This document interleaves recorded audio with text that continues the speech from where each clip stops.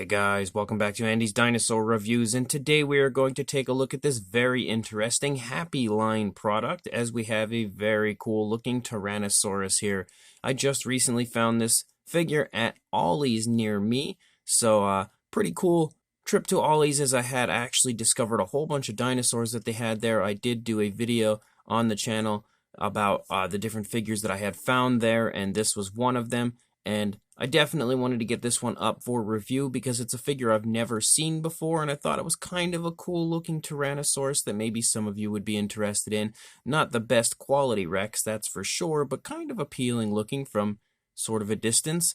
But as far as the box art goes, it does say Dino Mat here to the left. I don't know exactly what that means, but we also have Dinosaur with light and sound right there. And then if we take a look at the back, there is the image there of the Rex that we are about to take a look at, although he looks far worse on the back of the box for some reason. And then there's also a Spinosaurus in the line, which we also have and will be reviewing very soon. So let's break this out of its box and take a look at it. And here is our Tyrannosaurus out of the package, and it definitely isn't all that great. I can say as soon as I started to get it out of the package, I could feel the super lightweight feel of it and the just overall cheapness of the figure. But that being said, you know, it's kind of fun because it has a really cool reddish paint scheme. Not the best thing in the world as far as those stripes that run across the figure because they just look fake, I guess you could say. They just don't look realistic. The figure also has something that us collectors hate so much, and that is screw holes littering the entire side of the figure. Now, occasionally, you know, if a figure has screw holes, I don't mind it all the time, but when you have this many screw holes, like that is a lot. We have just tons of them. Even in the legs, you can see screw holes. In the stomach, we've got them in the tail, the back, even right in the palate area. So this one certainly has a whole lot of disturbingly ugly screw holes throughout, as well as a battery compartment right here on the side of the tail, which is another area that personally I'm not a big fan of. I don't even know if that's actually a battery compartment, because there's the battery compartment. There's just like this random area here that has a part of the tail that has a very strange seam around it. Looks like it should be a battery compartment, but it isn't. So I don't know exactly what's going on with this figure. I can tell you one thing, that the Happy Line products are certainly cheap dinosaurs, so let's go ahead and jump straight to a closer look at this right now. So starting with the head sculpt of the Rex, you can see some pretty fun coloration throughout with some nice tones of reds, oranges, and blacks. So there's a little bit of color variation to the figure. There's even some yellows as we lead down here into the lower jaw and the underside of the figure. But you can also see straight away, looking at the figure now out of the packaging, it is a very cheap looking dinosaur. Like, the teeth are not very well done. They're really sloppy looking as far as the paint. Well, not too sloppy, but definitely not very well done coloration wise. The teeth are only painted on the outside, not on the inside of the mouth, which that doesn't always bother me. Sometimes companies like Recur and stuff do that, where they don't paint the insides of the teeth, and I feel like it still looks pretty good, but this one definitely looks kind of ugly. The tongue is part of the light up feature, which I'm never a big fan of, but I mean, I get why they would do that. Obviously, this toy is meant to appeal to kids, not collectors like myself. But you can see the tongue doesn't look very good. It kind of has an attempt at a texturing to it, but it just looks horrible, and it's very weirdly shaped and just generally does not look good. The entire inside of the mouth actually doesn't look good. It doesn't really have any detail or anything like that at all inside the mouth.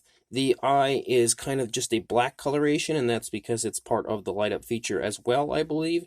The scale detail of the Rex, although from a distance doesn't look terrible, you can see up close is not really all that great. It's very large, very generic looking, so even though it has kind of a fun appearance from a distance, it definitely doesn't have a very highly detailed appearance. And you can see that as we lead down into the lower jaw, we have pretty much the exact same style of scale detail down here, except it's actually muted a little bit in certain areas, which definitely takes away from the figure.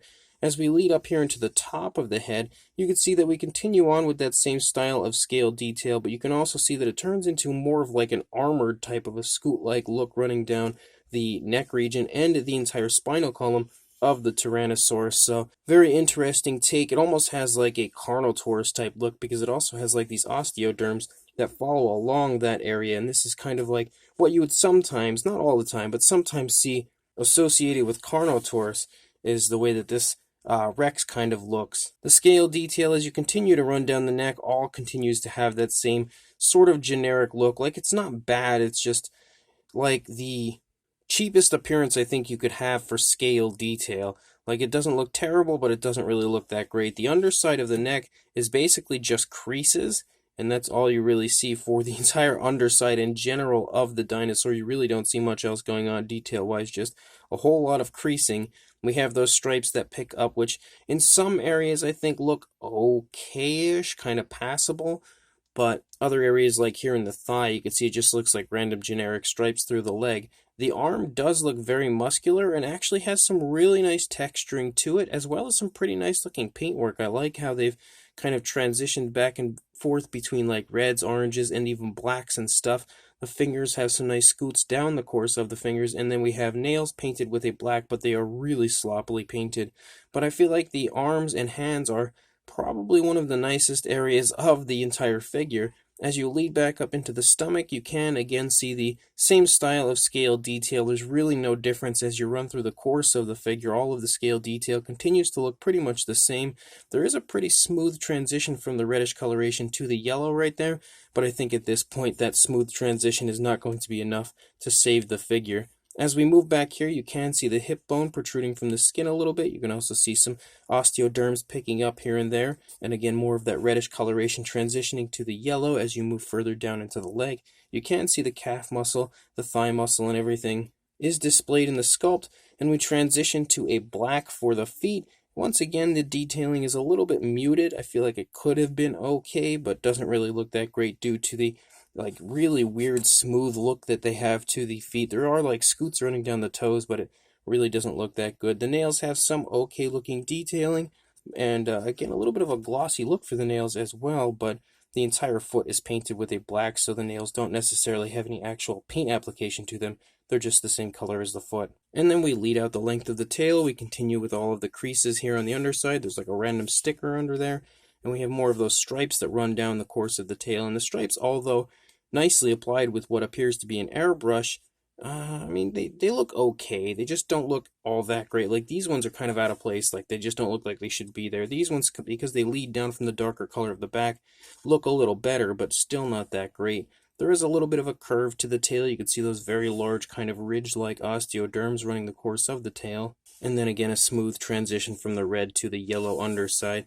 The underside really doesn't sport much going on at all. No real paintwork as far as the tones go, just the yellow and no real detail besides those creases. The undersides of the feet are completely hollow, so that as well adds to the cheap feel of the figure. The opposing side really isn't going to look any different aside from the fact that we now have screw holes galore over here, but you can again see that it's pretty much the same due to it being kind of an articulated figure. You know, you're not really going to find too much difference over here, more so than what we had seen on the initial side, but you can see that again it continues to look really cheap throughout the entire course of the figure. The arm yet again looks pretty decent over here, but the rest of the dinosaur doesn't look so great. So although it looked a lot better in package, actually having it here in hand out of package, it's a lot cheaper than I expected it to be. Again, the figure does have articulation. It has jaw articulation, which you don't want to close all the way. I don't know if it's going to activate the sound. No, I guess it doesn't.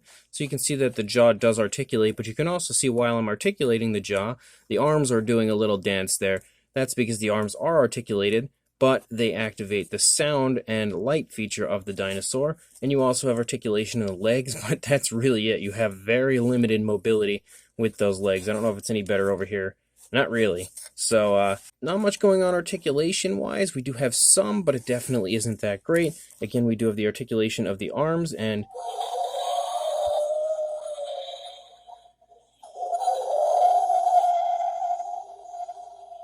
that is our light and sound feature. Now, I do like the noises, although obviously that's probably not what a Tyrannosaurus noise would have sounded like, but I like it because it's a super old school kind of a dinosaur noise. Like, that's the type of noise I would have expected to have seen in a 1950s dinosaur movie, and I love that because those are the type of movies I grew up on. And although the dinosaur doesn't exactly sport kind of that vintage style, it definitely has the vintage noise. So let's hear that one more time.